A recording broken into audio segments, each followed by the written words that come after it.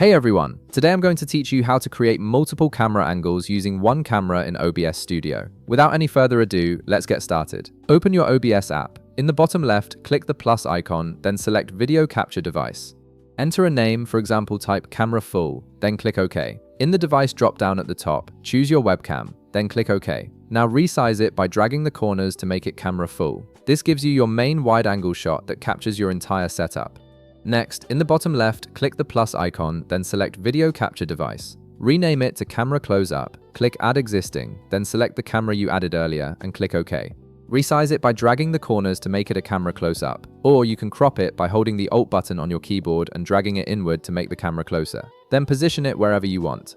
This angle is perfect for showing detailed work or creating a more intimate viewing experience. Now, in the bottom left, click the plus icon, then select Video Capture Device. Enter a name, for example type Camera Side. Click Add Existing, then select the camera you added earlier and click OK.